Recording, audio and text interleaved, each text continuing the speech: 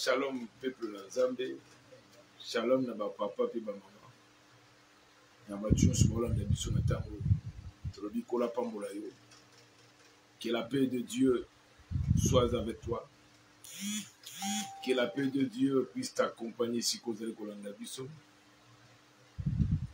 Lokumu nyonso ezonge pa na tata, sege pa na Nzambe, asali biso mbula bwa bandako na bino. Au travers de cette émission, la présence de l'Éternel. Bandeko nyonso baza déjà branché ko sala déjà partage déjà émission pona ko signaler bandeko que ngonga yango ekoki po ekomama na Ecclésiaste chapitre 3 qu'il y a un temps pour toutes choses sous le ciel. Tant il y a eloko ezala na ngonga nango que ngonga ekoki pona kolanda biso partout bozolanda biso, ils en Afrique, ils en Europe, ils en partout, ils en Amérique, ils en Asie, ils en Océanie, Bisikabolanda biso, au travers de cette émission, Kola Pambola Bino, tout Sambeli. Père, au nom de Jésus-Christ de Nazareth, Zanabiso, et Pambola émission, Nimonisa, la Komolesu. Amen. Lelo na programme à Lelo, tout na rencontre à Lelo. Dans un terme où tu as sur la maturité. Kokola. Je crois que nous sommes sabou tamaka. Pia bandi kola. Abandaka mukie malembe pe bandi kola. Petit mutokoma mubange. Ezaba misu pe mukola obota maka akufi. Ezaba misu abotami akola. Lamsa zaki machombe.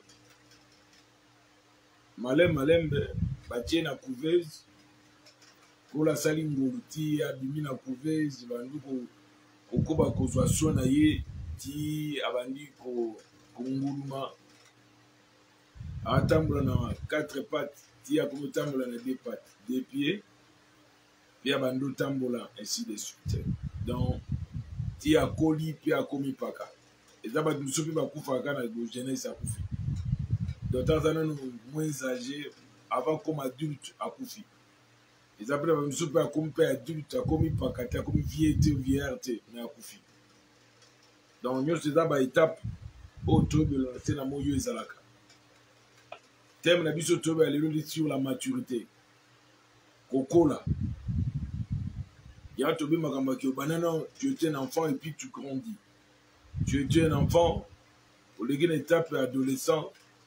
Comme une étape adulte, majeur, au Poussani, tu es comme à la 3e âge, tu es comme un vieillard. Dès qu'on a ça, l'amour n'a pas grâce. Tu es capable de le psychosali. Notre sur la maturité. La maturité, c'est quoi? C'est l'étape de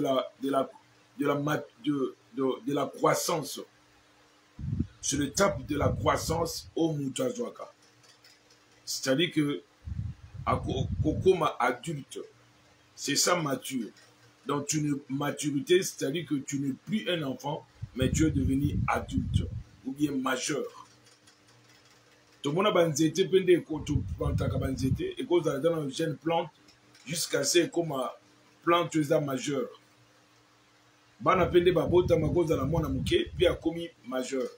C'est-à-dire que quand on parle de la maturité, c'est-à-dire que sur la personne qui est majeure, adulte, c'est-à-dire qu'il n'est plus un enfant, maintenant il est devenu majeur, accooli. Mais nous allons lire un verset de la Bible.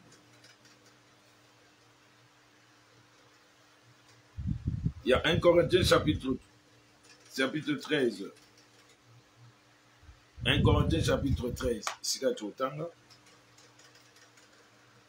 verset 9. Bible le dit.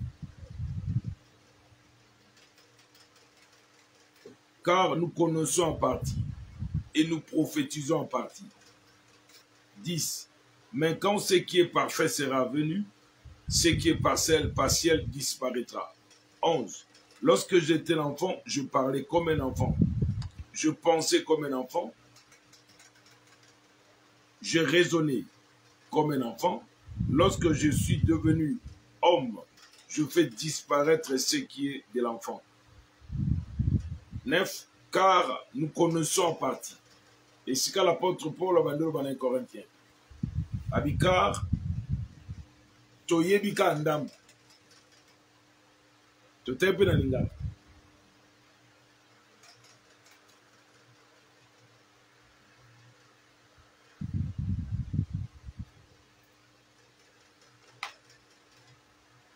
Un Corinthien.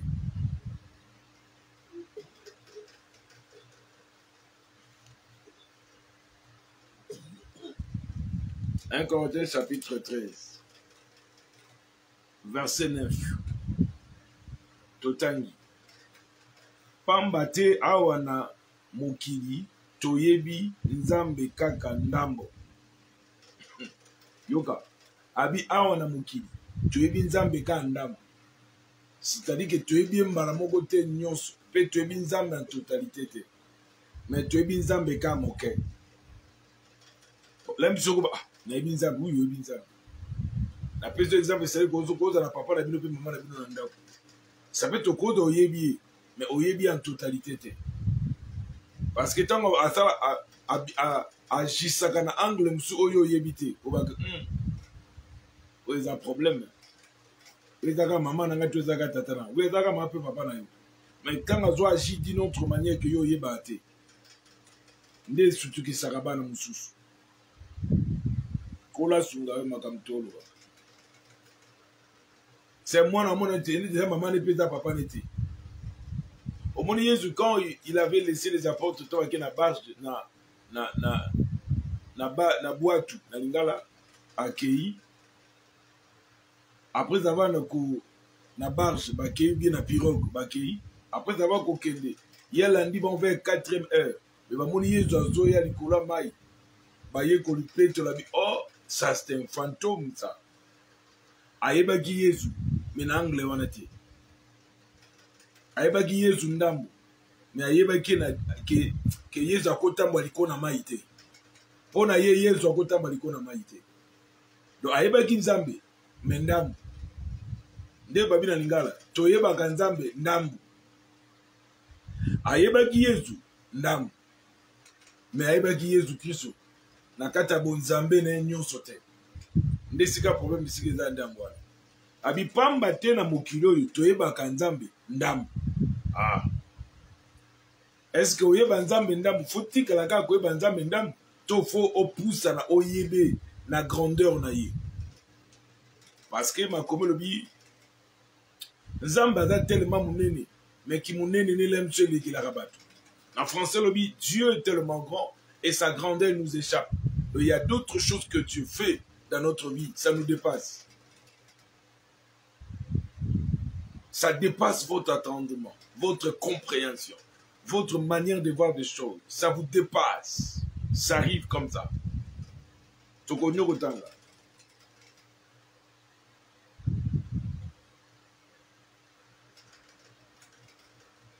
Tu vas tourner 1 Corinthiens 13, verset 9. Pambate awana mokili toyebi nzambe kaka ndambo. Tosalaka bubele makambo tobandeli tosakolaka bubele ndambo. Deuxième partie 1 ah bien sûr la koyeba nzambe c'est sur le plan de la connaissance on connaît Dieu déjà en partie. 2 nous prophétisons en partie dans le domaine de la prophétie c'est que on dans des temps où tasakolaka a donc prophétiser selon connaissance soit azanamo. Selon connaissance, il y a parole à Zana. La prophétie, ce n'est pas seulement quand l'homme est poussé par l'esprit, vous parlez, donner un message divin. Mais la prophétie aussi, c'est la parole de Dieu et la prophétie, comme on dit, la prophétie par excellence. Donc, il ne change pas. Donc, où est bon, on a caté. Attendez un message, on va te rappeler ça. Le message que Dieu l'a poussé pour donner aux gens. Et ça peut un message au peut changer à répéter. Mais autre, c'est la prophétie de la parole de Dieu. Ou bien quand on prétend te taire la parole, tu as la prophétie en Nzambe na vie à bateau. Pour la bateau, c'est aussi la prophétie. Et ça, quand tu es na lobité, pour le bon, on peut dans ma bête. Je crois aux Olanda Bisso. C'est-à-dire que nous prophétisons la connaissance. Moutado ayeba kanzambe selon connaissance ou azanango sur lui. Donc attends tu sois adoté, moutado te selon connaissance ou azanango likona nzambe. Deux, mutupe azo sakola bato ba sakola. Dieu m'a dit, Dieu m'a montré ceci, cela. Il y a des choses que mutu bato ba tiaka moutado te selon connaissance ou azanango sur nzambe. Mutu azana connaissance a mukia te selon qui mukia connaissance. Mutu peut être mature na connaissance ya libananzam azote comme un homme mature. Il y a un de l'autre bela sur le plan de la connaissance. Je crois que c'est très important. Tu es bakanzam selon connaissance aux anango. Aux autres apenzam selon connaissance aux anango. Au bon nzambe na bana benzambe ke côté nzambe moko te boko fuka ma quelque part. Ndame moko boite ekeko ndame moko te bolataka ye lokola singa loketo to singa na loboko te nzambe moko te yo memaka ye na lipeka noke na ye non na banzambe wana te na binzambe te ekeko omuta komema te me nzambe oyo atindaki yezu pe kosekwa après 3e jour pe kosekwa après 3e jour komata na kiti et puis tout komata na lola kofanda na loboko mbana na tata nzambe ane na alobela. Je crois qu'on s'est fait comprendre. Tika kola pambola yo. Tozelo kotoba sur le plan de la connaissance. Osée chapitre 4 sika totanga siko tape ko fungola pe Bible.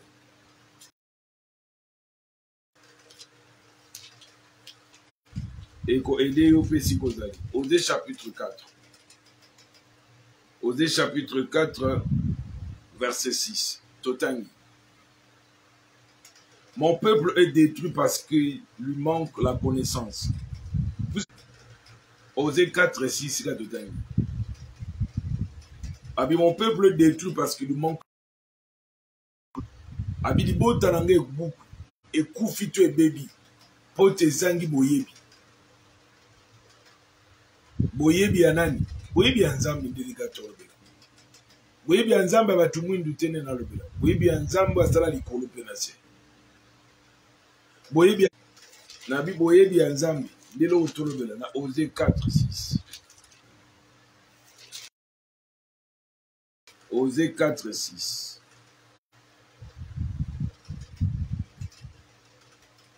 Totengi na lingala. Bato na ngai bazali kokufa po bato na lingala lobi bato na nga bazali kokufa po mutu akopesa bango mayele azati.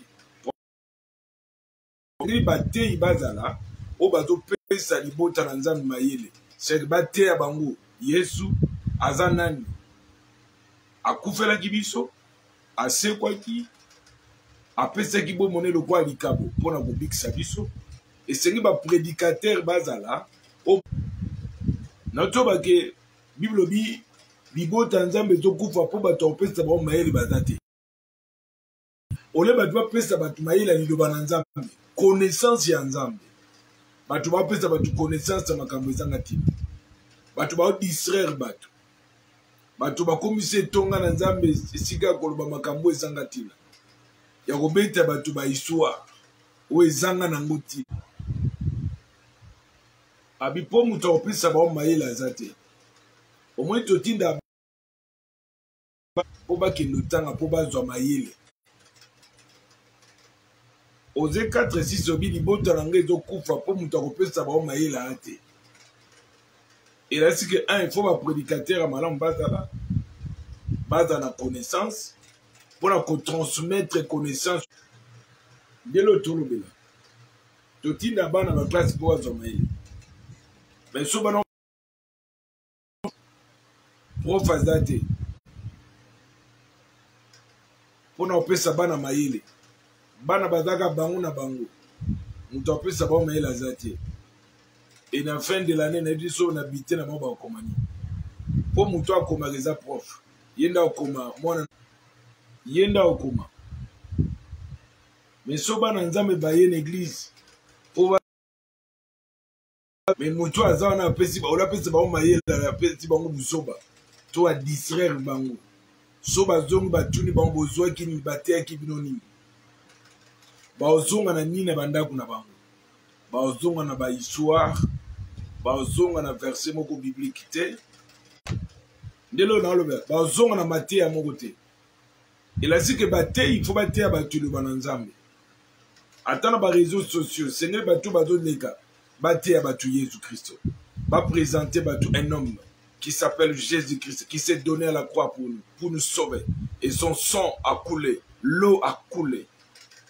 Il nous a rachetés par son sang. Batu batali sabatu na kombo na Yesu longue ezali. Batu batali sabatu na le sang de l'agneau de Dieu et longue ezali. Batu batali sabatu ke baluka nzambe na connaissance. Et sengete batu baluka nzambe ka pona koluka. Mais bazala na boyebi ya nzambo ba luka. Parce que so ba yebi nzambo ba luka te. Et vous allez passer pour bazala sauver. Et vous allez passer pour avancer. Parce qu'il y a yeka lem supazo libala musala ainsi de suite. Mukola kozongo ici la kenaï. Mais le quoi batia qui est vérité te va présenter qui est nom te. Mosali na bikama distributeur à bikama va présenter yete. Nesika problème ezangwana. Mais so va présenter ba tu Jésus Christ. Que voici l'agneau de Dieu comme Jean-Baptiste a présenté Jésus. Il a dit voici l'agneau de Dieu qui ôte le péché du monde. Et je ne suis pas digne. Yako fungola singa sapato na ye. Tala. Jean-Baptiste, il a présenté au peuple de Dieu l'agneau de Dieu, la personne de Jésus-Christ. Voici l'agneau de Dieu qui ôte le péché du monde. C'est-à-dire que ceux qui y étaient, il est réservé aux hommes de croire à cet homme. Il est précieux, utile, tu vas croire na ye. Bien aimé, na ko prêcher un homme, na ko présenter au mutumoko. Comme on est Jésus-Christ en Nazareth. Il est le chemin, la vérité, la vie. Libana n'est zélé zate. Libana n'est vérité zate. Libana n'est bon mot zate. Hors de lui, il n'y a pas la vie, il n'y a pas le chemin, il n'y a pas la vérité. Lui, il est la vérité. La parole faite chair. Na même nos communautés, mon côté. Na même nos combe église, mon côté. Mais na même un homme de Galilée. Un homme qui s'appelle Jésus-Christ. Ouais, bisaki ba eko na Matthieu 28. Allez par tout le monde, faites toutes les nations des disciples. Ndé mutana zo bisai wana. Et c'est ba eko allez toutes les nations, faites toutes les nations. Allez partout dans le monde, faites toutes les nations des disciples. Abata comme ça va tu bandi me mangomba te. Mais ba comme ça va disciple à Jésus-Christ. Jésus le ko la maître, bango le ko ba disciple. Prédicateur, le kola disciple. Oa Zolanda Jésus Christ. Prédicateur, le kola Noah. Oa biseke nzambe seke tonga arche. O nyonso akoyoka mongongo na tango beta trompette. Oa kokota na arche akoza la sauver. Noah zaki libanda arche te. Tanga zoto na bana sima ko silisa arche. Ya zaki libanda te. Azaki pe na kata arche na. Tanga akangi azongi nzambe clair. Le prédicateur, où a présenté Batu Yesu. Tozongeli kotanga. Osée 4:6.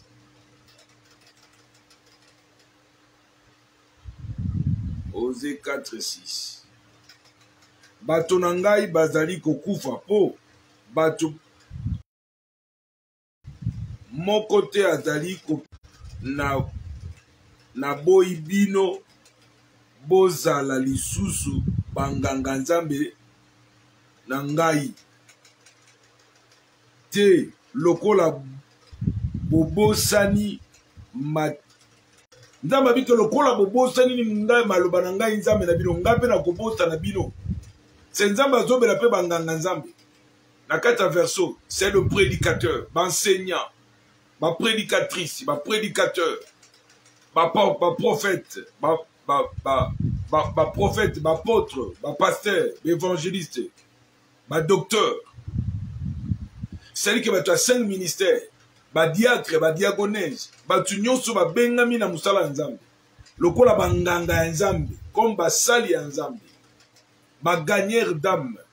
Abi lokola bino boboy ko libota lange zo kufa. Bino bozo ngo pesa ba oma elete. Elasi ke soki bo pesa ka ba oma ese, soki bo te aka bango, balinga ba kufa te. Ouais, sika makambiza dangwana. C'est-à-dire que nzambe azobisa basakoli batei na Amos plutôt na Osée 4-6. Abi libota lange zo kufa po bato kopesa ba oma eleza bazalité. C'est-à-dire que bino bozo linga peuple na nzambe ba kufa. Bino ozoleka na ba réseau na ba chaîne télévision na ba radio pour na komema bomo ite mais pour na komema liwa. Annonce la bonne parole, le message du salut. Mema batu na nzela na solo, pas mela batu obasala mabe. Yebisa batu nzela solo. Ya omona tana mukana Ezekiel. Esika kola zoba ke soko moni moyenge bene. Alingi ko bunga nzela pamela ye yebisa ye ke soka kufi ekozala mabe abongola motema na ye soka boy koyoka makila ne kotanga likona ye moko c'est que ye moko kozala coupable pour nani bateyaki na boyaki obongama on l'avait prêché mais lui il avait résisté mais il y a beaucoup qui viennent des églises non pour na kobongama mais pour na ko distraire batu ke ba bongami ka makolo. Mais mitema na bango ebongami te. Ma comme ce peuple me cherche par la bouche, non pas leur cœur. Leur cœur est loin de moi. Leur cœur ne me connaît pas. Ça peut être le prêche de la parole, mais ils sont les incrédules. Ils ont l'incrédulité. Et babi que souka na bango ezalola. Ba ibalanda diable parce qu'il est le père de mensonge. Mais ce n'est pas prédicateur, mais c'est pas parole. Abi libo talanga to kufa pote ponanine pote baboyi côté à bango vérité. Mais le métier ba tout vérité même si c'est le quoi Congo boulot et dans le quoi kinim et dans ma Jean-Baptiste amoni batozo ya pour le baptisme alors ici bango qui vous a pris à fuir la colère à venir. C'est que quelque part ces gens ont été enseignés. Ils ont compris qu'ils devaient fuir la colère à venir. Pour ne pas la colère à venir. Et c'est que baptême au nom de Jésus.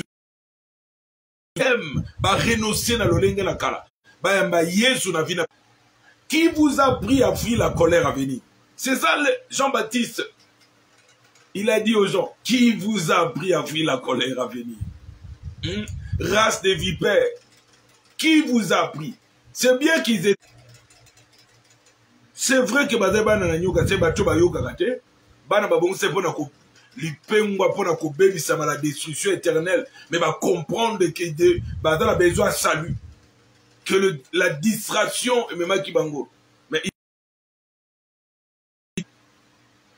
bah écoute ça baptême avec qui vous a appris c'est que quelque part ces gens ont été enseignés quelque part ces gens voilà qui parole ensemble et ils se sont décidés de venir prendre le baptême, de venir suivre Jésus. Donc, tu vas se conformer à la parole. Mais tambola ndeni bananzambe lobi.